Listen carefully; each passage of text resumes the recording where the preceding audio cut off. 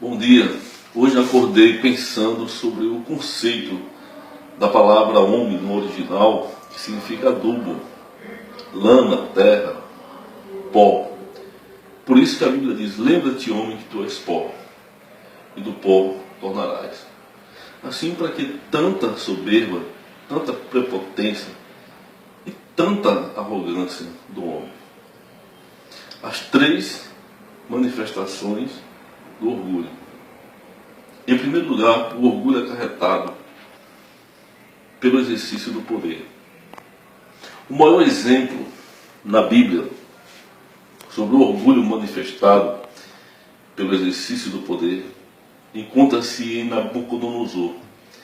Foi ele que construiu os jardins suspensos na Babilônia, tornando-se uma das principais obras arquitetônicas. A obra de fato é considerada uma das 7 maravilhas do mundo antigo, apesar de não se ter registros de sua existência em pesquisa arqueológica. Assim, o rei, o monarca Nabucodonosor, tinha muito poder, porém o seu grande império babilônico caiu, foi a ruína. E aí ele teve que reconhecer o grande poder de Deus. Como diz Provérbios de Salomão, a soberba precede a ruína e a humildade a honra. Portanto, a sensação de insegurança e limitações inerentes à própria condição humana faz com que o homem sinta o desejo de adquirir poder para sentir-se seguro. Assim, nas relações interpessoais, ele aprende que o poder é fundamental para atingir seus objetivos. Todavia, a sede do poder, como qualquer outra categoria, torna-se insaciável.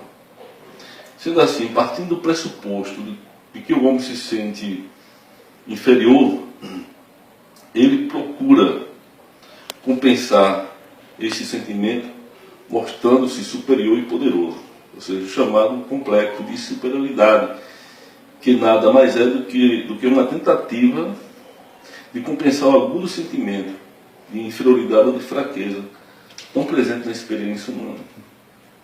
Esta busca do poder, tão bem retratada em Nietzsche, posto que o filósofo fez a proposta da criação do super-homem, capaz de vencer todas as limitações humanas. Na concepção dele, toda a fraqueza é desprezível. Logo, Hitler e Nero são exemplos clássicos, são exemplos históricos do desejo demoníaco do poder e da glória. Destaque: não importam os meus, pois o poder deve ser adquirido a qualquer preço.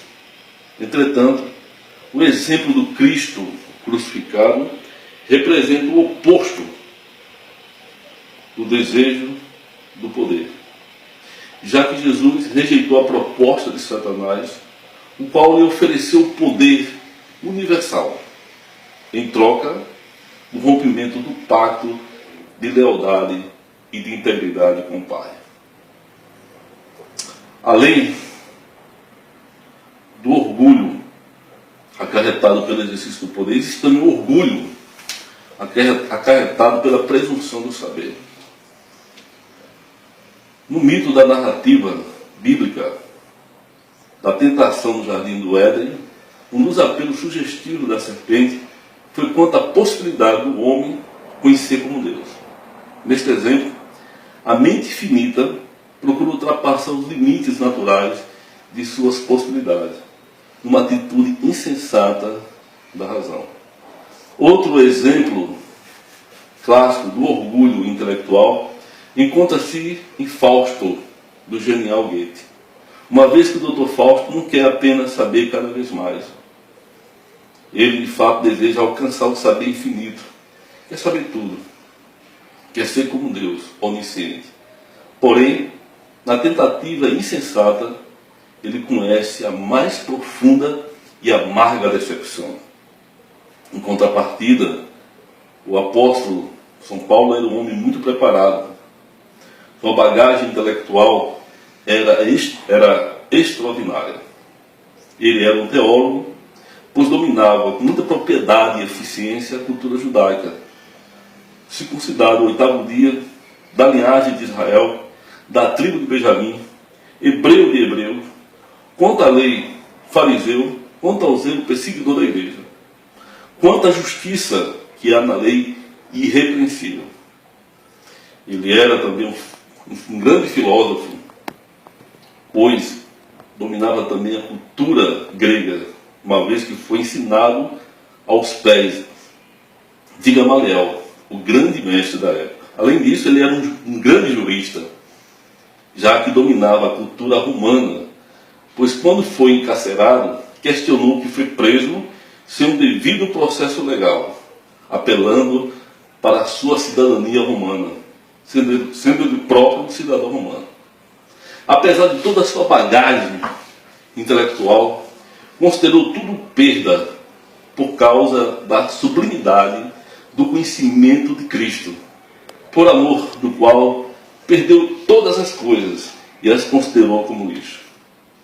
Ademais, segundo o apóstolo, a ciência incha, mas o amor edifica. Em último lugar, o orgulho, acarretado pela presença moral.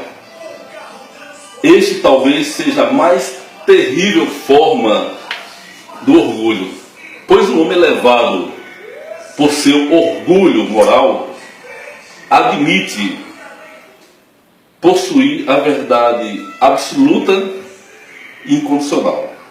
Com isso passa a julgar e condenar o seu semelhante, como na parábola do fariseu e o publicano, retratando de forma fidedigna o orgulho acarretado pela presença moral.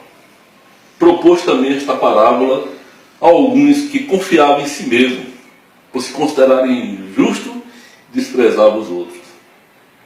2 homens subiram ao templo com o propósito de orar, um fariseu e o outro publicano. O fariseu, posto em pé,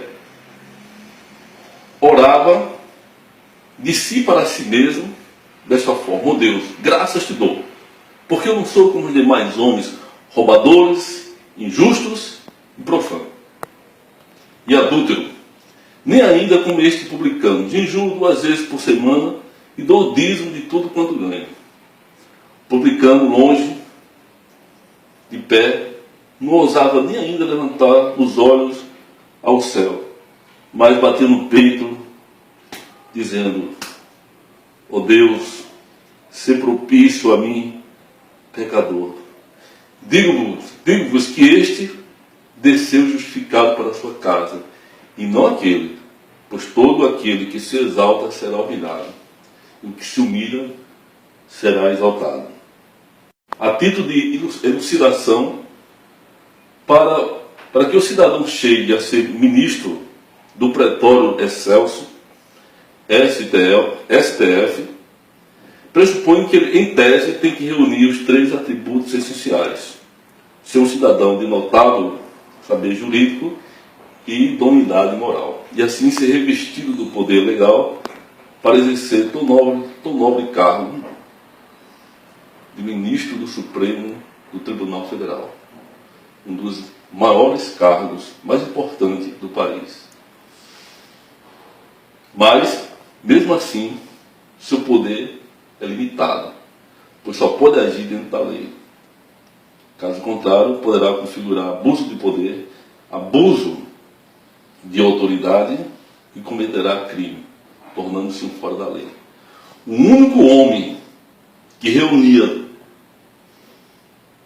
os 3 atributos essenciais como poder, saber e moral foi Jesus de Nazaré. Porém, como diria o apóstolo São Paulo, ele não julgou com usurpação ser igual a Deus. Antes, a si mesmo se esvaziou, se humilhou, tornando-se em semelhança de homem e reconhecido em figura humana. Portanto, humano assim, só sendo Deus, onisciente, onipresente e onipotente. A ele, pois, a honra, a glória, a força e o poder eternamente. Amém.